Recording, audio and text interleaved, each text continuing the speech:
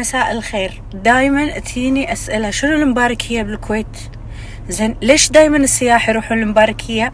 سمعوا حبايبي، المباركية هو سوق كويتي قديم، كان سابقا أو يمكن أقدم الأسواق الكويتية من أيام قبل الأجداد.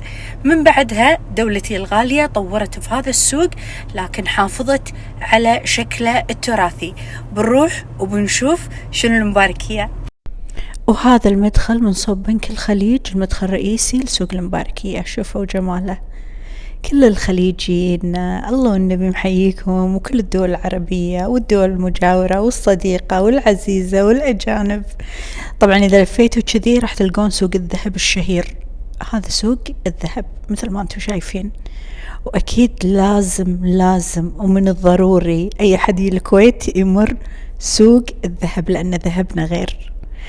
وبالمرور لازم نمر محل الفايز، لأنهم مشهورين بالفحم السريع اللي يشب بالكبريت، فحم الفايز.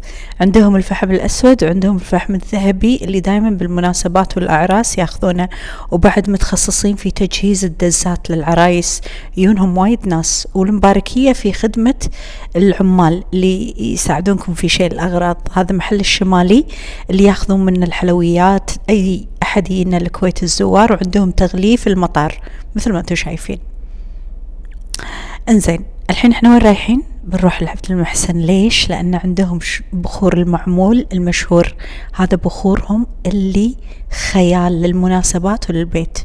وبهذا الطريق شفتوا من هناك الباب الأخضر، هذا سرداب الشايع، مشهور بالمكياج الجملة، رموش الجملة، أسعار ما تتكرر بالعالم بس موجودة عندنا في سرداب الشايع. شوفوا عندهم رموش وأشياء.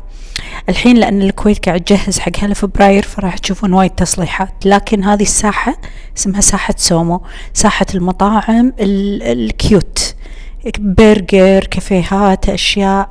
فالكويت قاعد تستعد للعيد الوطني. هذا سرداب العبايات المشهور، عبايات اللي يحبون العبايات. وإحنا الحين في ممر سوق البشوت، هذا كله متخصص للرجال تقريبا. وهذا محل مال تجهيزات البر، على الدلال، على الأشياء. شوفوا شحالاته، هذا تراثنا الجميل. شوفوا شحالاته، تلقون كل شيء بأسعار ولا في الخيال، ما راح تصدقون. وهذا سيف بس ماكو داخل سيف، بس كذي يعني حق الديكور.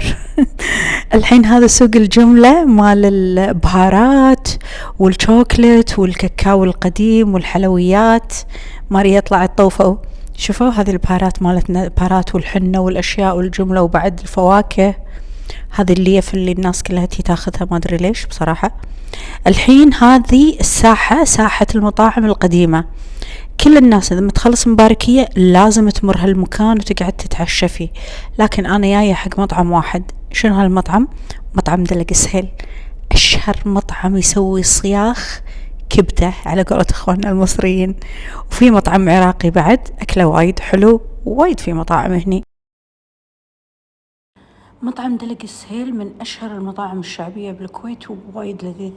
شوفوا لما ارفع النظارة عرفوا ان انا خلاص جوعانة.